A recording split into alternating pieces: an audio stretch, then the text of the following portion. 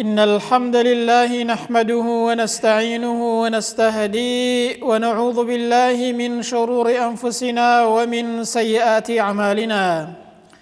أشهد أن لا إله إلا الله وحده لا شريك له، وأشهد أن محمدًا عبده ورسوله. اللهم صل على محمد وعلى آل محمد كما صليت على إبراهيم وعلى آل إبراهيم في العالمين إنك حميد مجيد. أيها الناس، أوصيكم ونفسي أولاً بتقوى الله وطاعته وكثرة مخافته ولزوم أوامره واجتناب عما نهى عنه الله. قال تعالى في كتابه العزيز: يا أيها الذين آمنوا اتقوا الله حق تقاته ولا تموتن إلا وأنتم مسلمون. أما بعد، فإن أصدق الحديث كتاب الله، وخير الهدي هدي محمد صلى الله عليه وسلم، وشر الأمور محدثاتها، وكل محدثة بدعة، وكل بدعة ضلالة، وكل ضلالة في النار. أما بعد، هۆکارەکانی زیادبوونی ئیمان مایەی ڕەزامەندی خودای پەروەردگارە، مایەی بەختەوەری دنیا و قیامەتی ئینسانە. تاوەکو ئینسان ئیمانی بەرزتر بێت، تاوەکو ئینسان زیاتر ئیمانی خۆی بەهێز کات، بێگومان لە خوای پەروەردگاری خۆی نزیکتر دەبێت و لە ڕەزامەندی خودای پەروەردگاری خۆی نزیکتر دەبێت و خوای گەورە لێی ڕازی دەبێت. بێگومان ئەو ئیمانەش وەکو دارێک پێویستی بە خزمەتکردن هەیە، پێویستی بە دەستگرتن بەو هۆکارانەوە هەیە کە ئیمانی ئینسان زیاد دەکەن، چونکە بەردەوام ئیمانی ئینسان لە زیادبوون و لە کەمبووندایە. یان ئەوە تا ئینسان ئیمانی بەرەو بەهێزی دەڕوات، وەختێک هۆکارەکانی زیادبوونی ئیمان جێبەجێ دەکات، یان ئەوەتانەیە خوا نەخواستە ئیمانی ئینسان لە کەمبووندایە، وەختێک ئینسان بێ ئاگا دەبێت لە خوای پەروەردگار و هەروەها لە دینی ئیسلام. بۆیە پێغەمبەر دەفەرمێ صلی الله عليه وسلم: إن الإيمان ليخلق في جوف أحدكم كما يخلق الثوب. ئاگادار بە ئەی ئینسان، ئەی موسڵمان، پێغەمبەر دەفەرمێ صلی الله عليه وسلم: ئیمان لە دڵ و دەرونی هەر یەکێکتاندا کۆن دەبێت، هەروەکو چۆن جلوبەرگێک کە ئینسان دەیکاتە بەر کۆن دەبێت لە ئەنجامی زۆر بەکارهێنان. پێغەمبەر دەفەرمێ صلی الله عليه وسلم: ئەو ئیمانەش لە دڵ و دەروونتاندا کۆن دەبێت. ئەنجا پێمان دەفەرمێ: فاسألوا الله أن يجدد الإيمان. داوا لە خوای پەروەردگار بکە ئەی ئینسان بپاڕێوە بۆ ئەوەی کە ئیمان لە دڵ و دەروونتدا نوێ بکاتەوە. یەکەمیان ئەو هۆکارانە بەدەستەوە بگرە کە ئیمانی ئینسان نوێ دەکەنەوە، زیادی دەکەن، و دووهەمیان بپاڕێەوە و دوعا داوا بکە لە خودای پەروەردگار کە ئیمان لە دڵ و دەروونتە زیندوو بکاتەوە و هەروەها نوێی بکاتەوە و زیادی بکات.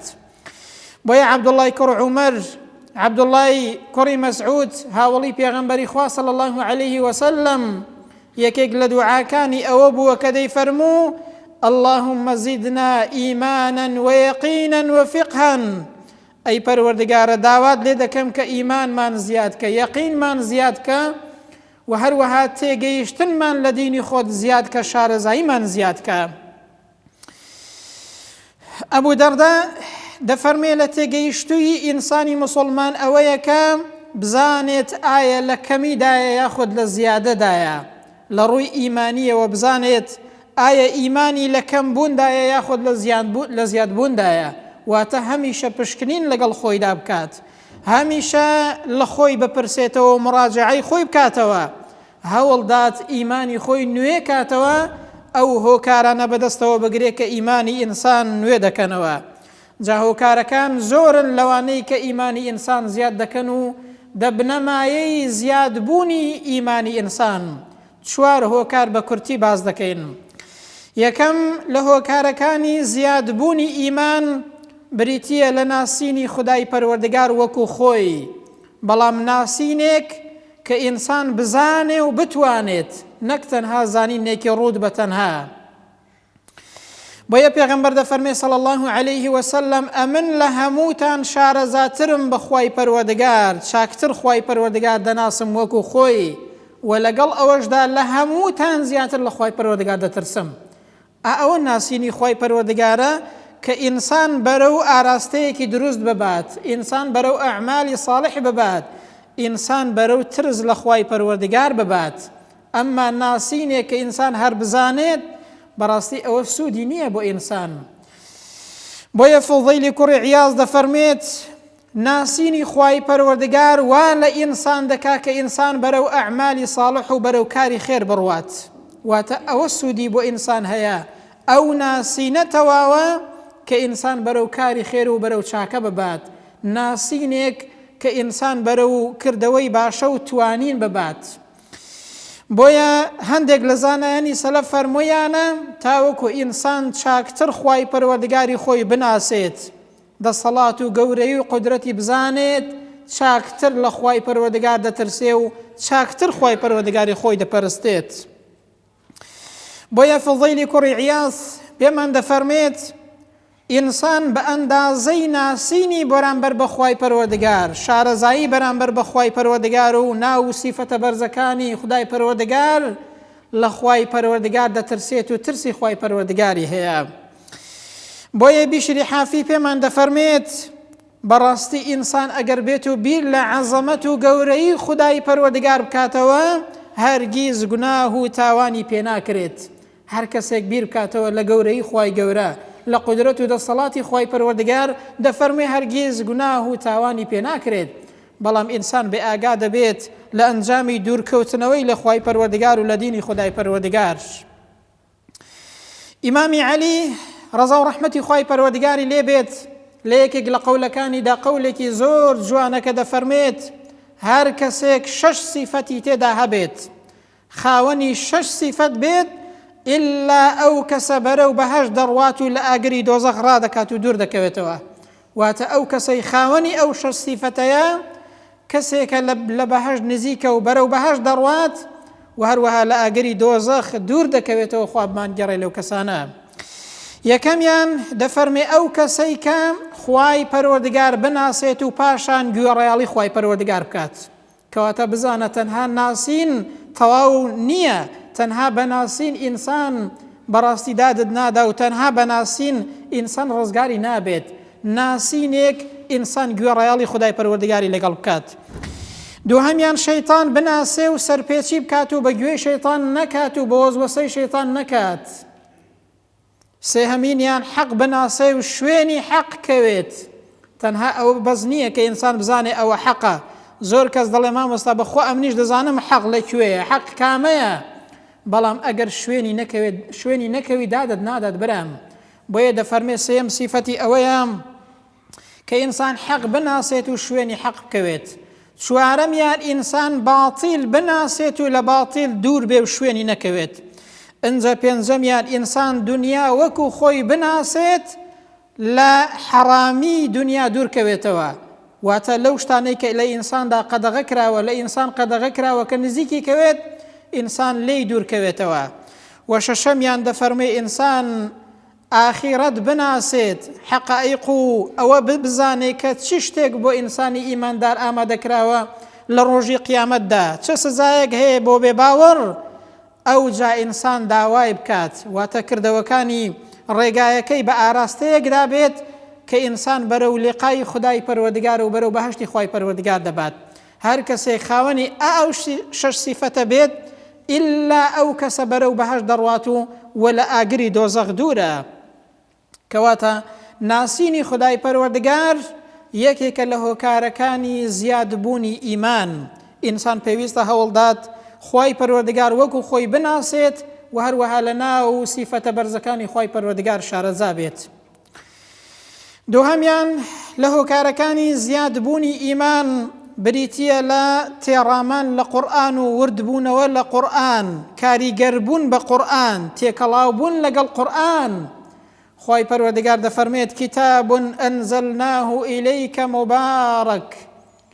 ئەی محەممەد صلی الله عليه وسلم، ئەی ئومەتی محەممەد ئاگادار بن، خوای گەورە دەفەرمێت کتابێکمان بۆ ناردوون کە قورئانە مبارەکون خاوەنی پیت و پێزە مبارەکە کتێبێکی مبارەکە برم بۆچی خوای گەورە بۆی ناردوین ليدبروا آياته بۆ ئەوەی لە ئاەتەکانی ورد بینەوە تێڕامێنین بیری لێ بکەینەوە لەگەڵیدا تێکەڵ بین وليتذكر أولو الألباب تەنها کەسانی خاوەن عەقڵ پند لەو قورئانە وەردەگرن لە دەرس و پندەکانی قورئان بەهرەمەند دەبن کەواتە ئامانجی ناردنی ئەو کتێبە خوای گەورە بۆمان ڕوون دەکاتەوە کە بریتیە لە وردبوونەوە و تێکەڵاوبوون و هەروەها کاریگەربوون بە قورئان. ابن القیم پێمان دەفەرمێت ئەگەر ئینسان تەنها یەک ئاەت بخوێنێت بە تێگەیشتنەوە بە بیر لێکردنەوە بە لێوردبوونەوە پێی کاریگەر بێت دەفەرمێ باشترە لەوەی کە ئینسان یەک ختم کات بە تەواوەتی بەڵام لێی بەهرەمەند نەبێت. بۆیە پێمان دەفەرمێت بەگشتی هیچ شتێک لە قورئان بۆ دڵ و دەرونی ئینسان سود بەخشتر نییە هیچ شتێک لە قورئان باشتر نییە بۆ ئەوەی کە دڵی ئینسان پاک کاتەوە بۆ ئەوەی ئینسان لە خوای گەورە نزیک خاتەوە بۆ ئەوەی کە ئیمانی ئینسان ئاوداتەوە و ئیمانی ئینسان زیاد کات. باشترین شت تێکەڵاوبوونە لەگەڵ قورئان و وردبوونەوە لە قورئان برام. قورئان کەلامی خودایە هیدایەتی دەنێودایە قورئان کەلامی خودایە هیدایەتی دەنێودایە ڕووناکی هەردوو جیهانە کێ لێی دوور بێ سەرگەردانە. بۆچی سەرگەردانە؟ چونکە پێغەمبەر دەفەرمێ صلی الله عليه وسلم ئەلا وئینی تاریک فیکم ثەقەلەین ئاگادار بە ئەی ئینسان ئەی موسڵمان پێغەمبەر دەفەرمێ صلی الله عليه وسلم ئەمن شتێکی خاوەن قەدر و قیمەت و زۆر گرانبەهام لە نێو ئێوەدا بەجێهێشتووە کتاب الله. پێغەمبەر دەفەرمێ صلی الله عليه وسلم ئەوەش کتابی خوای پەروەردگارە کە قورئانە ئەو قورئانەیە هو حبل الله پەتی خدای پەروەردگارە لەسەر زەوی. جا پێغەمبەر دەفەرمێ من اتبعه كان على الهدى ئەی ئینسان ورد بەوە لەو فەرمایشتە هەر کەسێک شوێنی قورئان کەوێ پێغەمبەر دەفەرمێ لەسەر ڕێگای هیدایەتە لەسەر ڕێگای ڕێنمونیە کەسێکی ڕێنمونی کرا و کەسێکی هیدایەت دراوە ڕووی لە هیدایەتی خدای پەروەردگارە. بەڵام دەفەرمێت ومن تركه كان على ضلالة خوا پەناماندات هەر کەسێک واز لە قورئان بێنێت ڕێگای غەیری قورئان بگرێت ڕێبازێکی غەیری قورئان هەڵبژێرێت ئەوە پێغەمبەر دەفەرمێ ئەو کەسە لەسەر ڕێگای گومڕاییە و لەسەر تاریکیە برم ئەو کەسە گومڕا بووە بە ڕێگایەکی هەڵدێردا دەڕوات خوای پەروەردگار پەناماندات. بۆیە وردبوونەوە لە قورئان تێڕامان و تێکەڵبوون لەگەڵ قورئان مایەی زیادبوونی ئیمانی ئینسانە و ئیمانی ئینسان زیاد دەکات. عومەری کوڕی عەبدولعەزیز ڕەزا و ڕەحمەتی خوای پەروەردگاری لێ بێت مقاتیلی کوڕی حەیان بۆمان دەگەڕێتەوە دەفەرمێت نوێژم لە دوای عومەری کوڕی عەبدولعەزیز کرد دەفەرمێ کاتێک کە گەیشتە ئەو ئاەتە کە خوای پەروەردگار دەفەرمێت وەقیفوهم ئینەهم مەسئولون ڕایان بگرن ئەو کەسانە هەموو ئینسانێک بەگشتی بەتایبەت ئەوەی کە شتێکی بەدەستە و کار بەدەستە وەقیفوهم ئینەهم مەسئولون ڕایان بگرن لە ڕۆژی قیامەتێدا لیان بپرسنەوە چونکە ئەوانە بەرپرسیارن چونکە هەموو ئینسانێک بەرپرسیارە برم لە ڕۆژی قیامەتێدا ڕات دەگرن پرسیارت لێ دەکەن دەربارەی ئەو ژیان و عومرەی کە بە ئینسان دراوە دەربارەی کۆی ئەوەی کە بە ئینسان دراوە پرسیار لە ئینسان دەکرێت. دەفەرمێ بەردەوام ئەو ئاەتەی دووبارە دەکردەوە هەتا وەکو نەی دەتوانی لەو ئاەتە ڕەد بێ و بڕوات بەجێی بێڵێت ئەوەندە دووبارەی دەکردەوە بیری لێ دەکردەوە لەگەڵیدا تێکەڵ دەبوو ئەوان ئاوا لەگەڵ قورئاندا تێکەڵ دەبوون بۆیە قورئان کاری تێدەکردن. بەڵام خوێندنەوەیە کە ئینسان لێی حاڵی نەبێت گوێی پێ نەدات بیخوێنێتەوە و خەتمێک بکات بەڵام لە هیچی حاڵی نەبێت و سوودی لێ نەبینێت بەڵام بە گوێی قورئان نەکات بەڕاستی ئەوە سوودی نییە برام بەڵکو ئەوە سوودی هەیە و ئیمانی ئینسان زیاد دەکات کە ئینسان لەگەڵیدا تێکەڵ بێت کە ئینسان لەسەر ئاەتەکانی بوەستێت کە ئینسان بیری لێ بکاتەوە ئەوە ئیمانی ئینسان زیاد دەکات و لە هەموو شتێک باشترە بۆ دڵ و دەرونی ئینسان. سێمیان لە هۆکارەکانی زیادبوونی ئیمانی ئینسان بریتیە لە دووری لە گوناه و تاوان.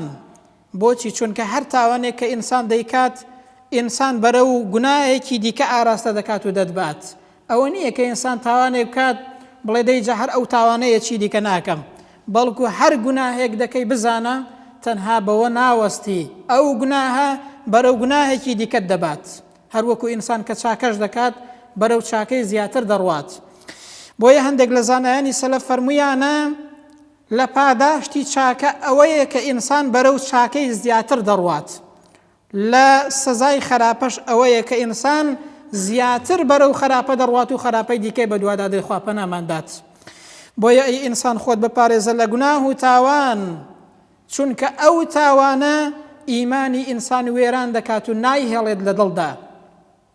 مەیمونی کوڕی میهران دەفەرمێت دوو جۆر ئارامگرتن و سەبرمان هەیە، یەکێکیان بریتیە لە سەبرگرتن لەسەر بەڵاو موسیبەت کە ئەوە زۆر باشە، بەڵام لەو باشتر و بەهێزتر و چاکتر ئەوەیە کە ئینسان لەسەر گوناه و تاوان سەبر بگرێت، لەسەر حەرام خواردن سەبر بگرێت، لەسەر معاملەیەکی حەرام سەبر بگرێت نەیکات، لەسەر ماڵێکی حەرام، لەسەر گوناه و تاوانێک تێکەڵبوون لەگەڵ گوناه و تاوان ئینسان سەبر بگرێ، دەفەرمێ ئەوەیان باشتر و گەورەترە، چونکە بەڕاستی ئینسان تاوەکو خۆی مەلزەم دەکات، کۆنتڕۆڵ دەکات بۆ ئەوەی کە بەرەو حەرام نەڕوات، خوا پەناماندات بەڕاستی ئارامگرتنی دەوێت، بەڵام ئەوەش بەڕاستی پاداشتی هەیە لە لای خوای پەروەردگار.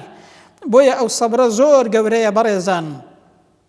ئیبن تەیمیە پێمان دەفەرمێ وازهێنان لە گوناه و تاوان و خراپە دڵ و دەرونی ئینسان تەزکیە دەکات و پاکی دەکاتەوە. دەفەرمێ ئەو کەسەی کە واز لە گوناه دێنێت دڵ و دەرونی پاک دەبێتەوە، هەروەکو چۆن گرژ و گیایەک، دەغڵ و دانێک، زڕاعەتێک ئەگەر بژاری لە ناودا بێت و گرژ و گیای زۆری لە ناودا بێت، دەبینین ئەو شینایی و زڕاعەت و دەغڵ و دانە قووەت ناکات، بەهێز نابێت، ناتوانێت وەکو پێویست دان بکات. دەی ئیمانی ئینسانیش ئەگەر گوناهی لەگەڵدا کرا، ئەگەر دڵ و دەرونی ئینسان گوناهی چۆنا و بەڕاستی ئەو ئیمانە بەرەو زیادە ناڕوات و گەشە ناکات لە دڵ و دەرونی ئینساندا. وریان بە ئەی ئینسان گوناه و تاوان زۆر گەورەیە، خوا پەناماندات. ئیبن مەسعود پێمان دەفەرمێت ئینسانی ئیماندار گوناهەکانی وەکو چیایەک دەبینێت کە خۆی لە ژێر چیایەکە دانیشت پێت، گوناهەکانی ئەوەندە بە گەورە دەبینێ وەکو چیایەک کە ئەو چیایە بەردەوام وا هەز دەکا بەسەریدا بەردەبێتەوە و لە ناو دەچێ و بە هیلاک دەچێت. واتە ئینسانی ئیماندار گوناهی زۆر لەلا گەورەیە، بەڵام ئینسانی گوناهبار، ئینسانی تاوانبار و فاجیر دەفەرمێ گوناهەکانی وەکو مێشێک تەماشا دەکات کە بە بەردەمیدا دێ و دەڕوات، پێی هیچ نییە، گوناه بە سوک سەیر دەکات. ئەوە نیشانەی گوناهباری و تاوانباریە برام. چەند کەس پێی دەڵێ کاکە ئەوە حەرامە لێی ناگەڕێتەوە، پێی دەڵێ کاکە ئەوە بێشەرعیە برام، نازانی کە ئەوە قەدەغە کراوە، بەڵام گوێی پێ نادات. دەی برام ئینسانی ئیماندار گوناهی زۆر لەلا گەورەیە، چونکە گوناه ماڵی ئینسان وێران دەکات، خوا پەناماندات. گوناه ئیمانی ئینسان کەم دەکاتەوە، ڕووناکی دڵی ئینسان دەکوژێنێتەوە. ئیمامی مالیک ڕەزا و ڕەحمەتی خوای پەروەردگاری لێ بێت، وەختێک کە ئیمامی شافعی دەبینێت هەندێک شتی لێ دەپرسێت کە ئیمامی شافعی هەندێک شتی بۆ دەخوێنێتەوە، دەبینێ زەکاوەت و زیرەکیەکی زۆر لە ئیمامی شافعیدا هەیە. بۆیە پێی دەڵێت بەڕاستی ئەمن نور و ڕووناکیەک لە دڵی تۆدا دەبینم، خوای پەروەردگار زیرەکی و ڕووناکیەکی خەسۆتە ناو دڵی دەرونی تۆوە. بۆیە ئیمامی مالی پێی دەفەرمێ فەلا تطفئه بظلمة المعصية، ئاگادار بە ئەی ئیمامی شافعی ئەو نور و ڕووناکیەی کە لە دڵ و دەرونتدایە بە گوناه و تاوان و سەرپێچی ڕووناکیەکە نەکوژێنیتەوە. بۆچی؟ چونکە بەڕاستی هەر گوناهێک ڕووناکی دڵی ئینسان دەکوژێنێتەوە. چوارەمیان لە هۆکارەکانی زیادبوونی ئیمان بریتیە لە ژیان لە کەش و هەوایەکی ئیمانیدا، بریتیە لە نزیکی لە کەش و هەوای ئیمانی. بۆچی؟ چونکە ئیمان وەکو دارێک وایە، وەکو زراعەتێک وایە، پێویستی بە ئاودان و خەزمەتکردن هەیە. هەروەکو چۆن دارێک لە شارێکەوە بۆ شارێکی دیکە جیاوازە، داری وهەیە لە شوێنێک زۆر باشە، بەڵام دەیهێنی بۆ شوێنێکی دیکە لەگەڵ ئەو کەش و هەوایەدا ناگونجێت. بەڕاستی ئیمانی ئینسانیش لە کەش و هەوایەکی ئیمانیدا، لە کۆڕ و مەجلیسی زیکردا، لە کۆڕ و مەجلیسی ئەعمالی خەیر و باشدا ئیمانی ئینسان زیاد دەکات، بەڵام لە شوێنی خراپ بەڕاستی ئینسانی ئیمان کەم دەکات. کەواتە زۆر گرنگە ئینسان لە کەش و هەوایەکی ئیمانیدا بژێت، لەوە دوور بێت کە ئیمانی ئینسان وێران دەکات و ئیمانی ئینسان کەم دەکات. عەتای کوڕی یەسار بۆمان دەگەڕێتەوە دەفەرمێت عەبدوڵڵای کوڕی ڕەواحە بە یەکێک لە هاوڵەکانی خۆی دەڵێت وەرە با سەعاتێک ئیمان بێنین، وەرە با دانیشین ئیمانمان زیادکەین. ئەو هاوڵەی پێی دەڵێت جا باشە ئێمە ئیماندار نینە و ئیمانمان نەهێناوە؟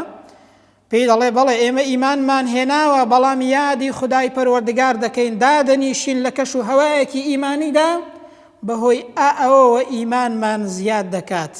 کەواتە دانیشتن لە کەش و هەوایەکی ئیمانیدا بەڕاستی ئیمانی ئینسانی پێ زیاد دەبێت. هەروەکو ئیمامی غەزالی ڕەزا و ڕەحمەتی خوای پەروەردگاری لێبێت دەفەرمێ لە کۆڕ و مەجلیسی کەسانی زاهددا زوهدی ئینسان زیاد دەکات، تەقواداری ئینسان زیاد دەکات، ئیمانی ئینسان زیاد دەکات، بەڵام بە پێچەوانەوە لە شوێنی خراپ بەڕاستی ئیمانی ئینسان کەم دەکات. با لە کۆتاییدا گوێ لە فەرمایشتێکی پێغەمبەر بگرین صلی الله عليه وسلم کە حەنزەڵەی ئوسەیدی بۆمان دەگەڕێتەوە و فەرمایشتێکی صحیح و ئیمامی موسلیم ڕیوایەتی کردووە. دەفەرمێت ڕۆژێکیان حەنزەڵە بە ئیمامی ئەبوبەکر دەگات. ئیمامی ئەبوبەکر دەفەرمێ ئەی حەنزەڵە حاڵ و باڵت چۆنە؟ ئایا چۆنی لە ڕووی دین و لە ڕووی دنیاییەوە؟ ئەویش دەڵێت نافەقە حەنزەڵە، بەڕاستی حەنزەڵە منافق بووە. ئیمامی ئەبوبەکر دەفەرمێ سوبحان الله ئەوە چیتە ئەی حەنزەڵە بۆچی منافق بووی، بۆچی ئەو قسەیە دەکەی؟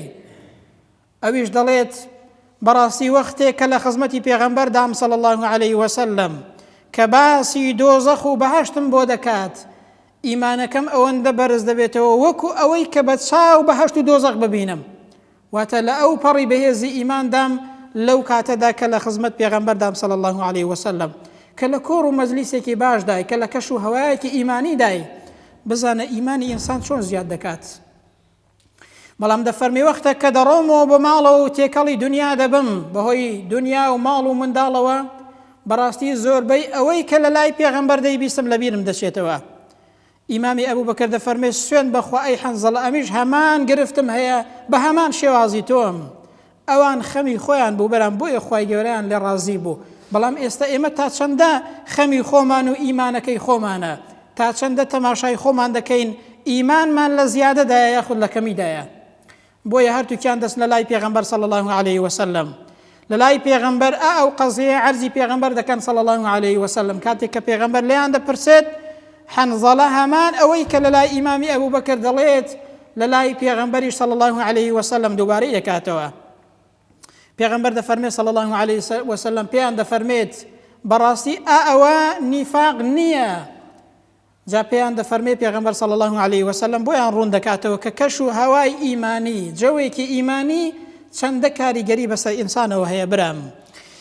دەفەرمێ سوێن بەخوای پەروەردگار، سوێن بەوەی کە گیانی منی بەدەستە، ئەگەر بەو شێوازەی کە لە لای منن ئیمانتان لە بەرزیدایە ئابەو شێوازەیە بن هەموو کاتێک ئاوا بن دەفەرمێ سوێن بەخوا مەلائیکەتەکان لە ڕێگاکاندا و لەسەر جێگاکاندا تۆقەتان لەگەڵ دەکەن. واتە ئەوەندە ئیمانتان بەرز دەبێت و لە خودای پەروەردگار نزیک دەبنەوە.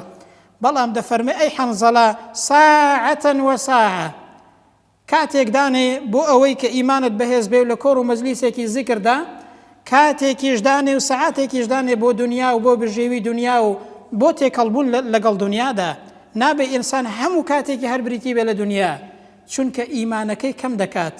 بەڵام ساعەتەن وەساعە پێغەمبەر صلی الله عليه وسلم ئەوای بۆ ڕوونکردنەوە.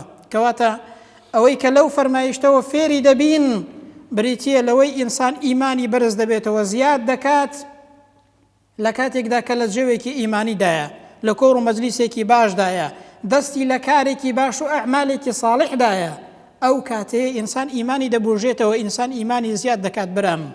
بۆیە ئەوانە و چەندی دیکەش لە هۆکارەکانی زیادبوونی ئینسانن پێویستە ئینسانی مسلمان ئەو هۆکارانە جێبەجێ بکات و بگرێتە بەر کە ئیمانیان پێ زیاد دەکات بۆ ئەوەی کە ئینسان هەمیشە ئیمانی لە نوێ بوونەوە و لە بەرزیدا بێت. دوعا دەکەین و دەپاڕینەوە یا رەبی خوای پەروەردگار هەمیشە ئیمانمان نوێکەیەوە لە دڵ و دەروونماندا و ئیمانمان زیادکەی. یا رەبی خوای گیان یەقینمان زیادکەی، تێگەیشتنمان لە دینی خۆت زیادکەی. یا رەبی خوای پەروەردگار داوات لێ دەکەین کە لێمان ڕازی بی، ئیمانمان ئەوەندە بەهێز بێت کە ئەتۆ لێمان ڕازی بی و ڕەزامەندی تۆ بەدەست بێنین.